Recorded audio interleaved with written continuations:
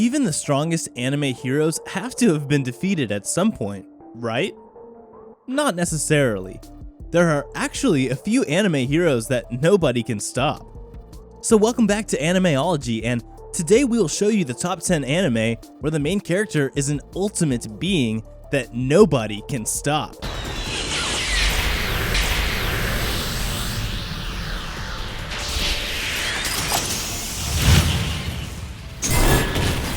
Before we begin, be sure to drop a like and subscribe down below for more anime top 10s, and without further ado, let's get right into the video.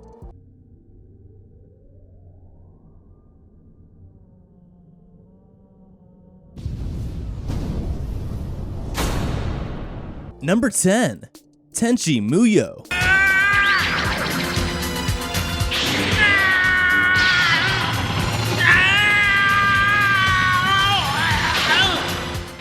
The original version of Tenshi Masaki doesn't actually lose much in the way of serious fights. When he went up against Kagato one-on-one, he blew him out of the water, which allowed him to awaken his unique powers as the owner of the Lighthawk wings. After that, it becomes progressively more difficult to beat him as he masters more and more of his powers.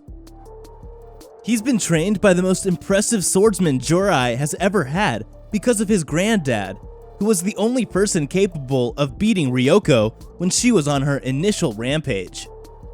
Despite the short length of episodes, Tenshi Muyo is a great OVA series for those looking for sci-fi comedy. Oh, there's action and romance, but you will stay for the ladies. It runs a gambit of many things, but sci-fi comedy really is the best description. You'll get a laugh out of this crazy bunch, and some might even make you cry once you learn more about them. Tenshi Muyo is a great, if short, introduction to anime and the harem subgenre. If you're into something that is a bit more relaxed but still crazy, then try it out. Number 9. Jiren Logan.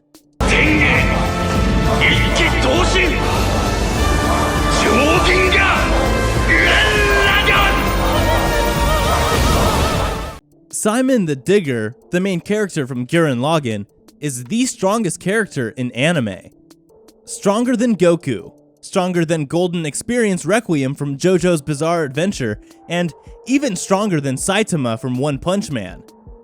Simon might have started the series as a nervous young man who lacked confidence in his abilities, but none of his actual conflicts support that understanding of himself. When it comes to actual conflicts with the anti-spirals and other opponents, he's never once been defeated.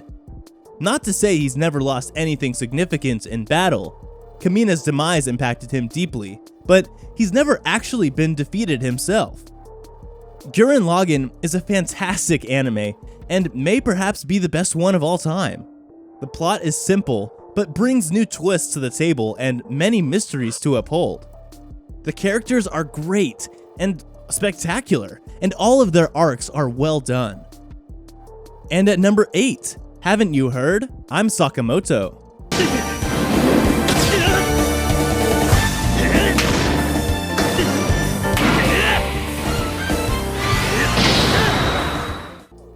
No matter what Sakamoto tries, he comes out victorious.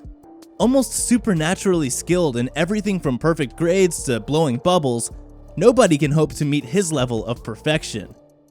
This riles up the boys in his class, who are jealous of the attention he gets from girls, which sometimes leads them to challenge him to various fights and contests. All of these efforts are in vain, of course, because Sakamoto is completely unbeatable. This anime is so corny and cheesy. Like, to me, the main character, Sakamoto, is so stylish and does everything with style. Some of the things he does honestly just kill me. He's sweet, quick on his feet, and smart.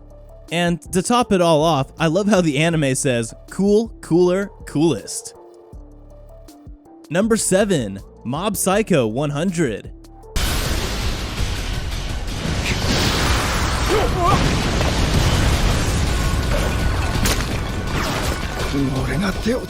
Mob Kageyama is a powerful psychic whose abilities transcend those of anyone else around him.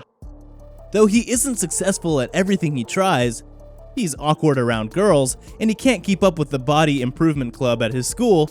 He's undefeated when it comes to psychic showdowns. According to One, the manga creator responsible for the character, the only person who could possibly defeat him is Tatsumaki, the most powerful psychic in One Punch Man, One's other well-known manga.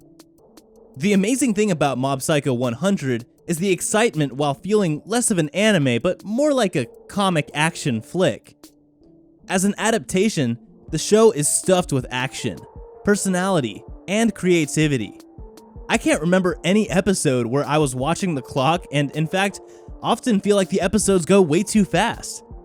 Mob Psycho 100 is a showcase of the best things anime has to offer and is the epitome of great storytelling, animation, pacing, character development, comedy, and of course, action. The main character is lovable. The characters are hilarious, creative, and well thought out development-wise. Number 6. The Disastrous Life of Saiki K. 外野へパスして内野に仲間が増えれば僕の衣装も薄まる。ただ届かなかったら困るから気持ち強めに。Saiki Kuso is what you get when you cross Saitama with Mob.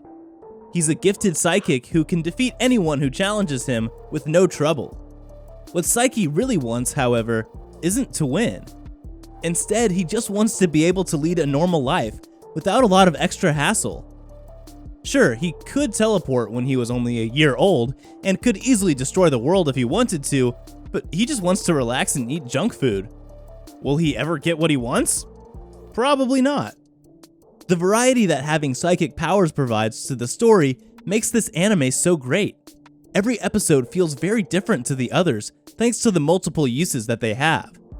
The humor itself is quite fast-paced and manages to be constantly funny. You will be laughing the whole time you watch this anime. All the side characters get the right amount of screen time to become memorable, yet never feel like they are overused.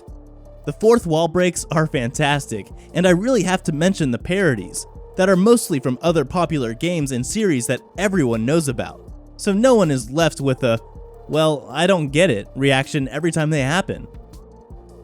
Coming in at number 5, No Game, No Life.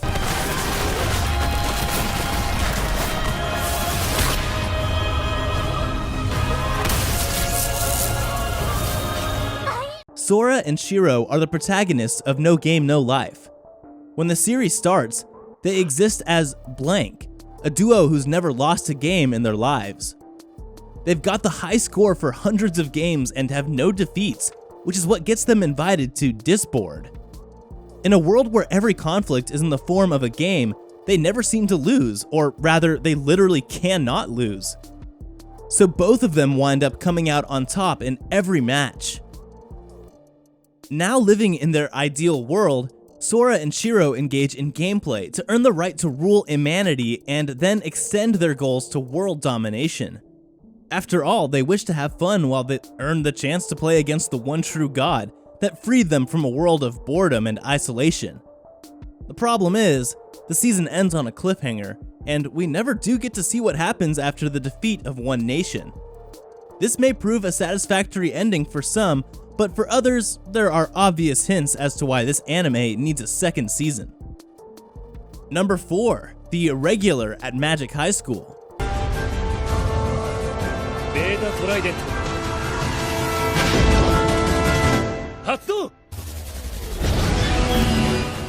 Tatsuya Shiba is a person with almost no magic in a world of magicians, but that doesn't matter, because he's stronger and smarter than nearly everyone else around him. He's yet to overcome his master Kokono Yakumo, but even that is only partially true. It's already been acknowledged that in terms of pure martial arts ability, Tatsuya has already surpassed him. A lot of this is because the creator simply doesn't like fight scenes, so he made his protagonists powerful enough to make them all end quickly. Tatsuya Shiba is a weed, someone who has been determined by his magical high school to have no magical potential at all. No one expects him to be able to accomplish much, but he turns out to be nearly undefeatable. How? His physical prowess, combined with his nearly unlimited knowledge of technology, gives him the boost he needs to wipe the floor with any opponent. Don't underestimate Tatsuya Shiba, because he doesn't need magic to win. At number 3, YuGiOh 5Ds.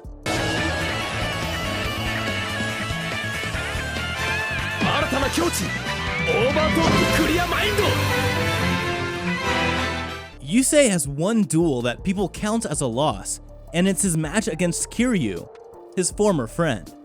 But that duel actually has no clear victor because it wasn't able to reach a conclusion. When the two rematched twice later, Yusei won both decisively. Aside from that, Yusei's blemishes all come from duels that happened before the series even started. Even the duels he should have lost wind up being victories for him because his opponents make bad decisions and just hand over duels to him. You'll watch YuGiOh 5Ds as if you're watching an anime with a great storyline. It's not like any other anime out there if you ask me. The story is beautiful as it deals with our current issues about how technology is taking over pretty quickly. This alone makes the story better than the other YuGiOh series, and also better than other anime stories that can't keep up with a good character vibe. At number 2, Assassination Classroom.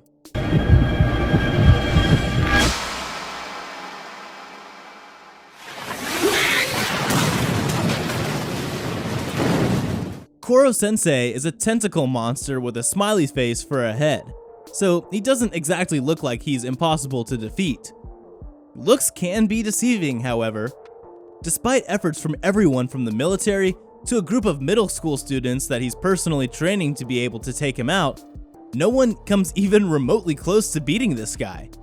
He's super strong, moves at incredible speeds, and can use his mucus as a disgustingly effective protective barrier. Ultimately, Koro-sensei's life comes to an end at the hands of his students, but it's only because he allows it to happen. He wants to be stopped before the antimatter inside him blows up and destroys civilization. Because he's the one who trained the kids to be able to do it, this counts as more of a victory than a defeat. There's enough action, suspense, and plot twists to keep about anyone interested for 50+ episodes. I would recommend this to anyone. Assassination Classroom is considered to be one of the best animes in Japan because we see how Koro-sensei makes Class 3E the worst student to the best student. And finally, at number 1, One Punch Man.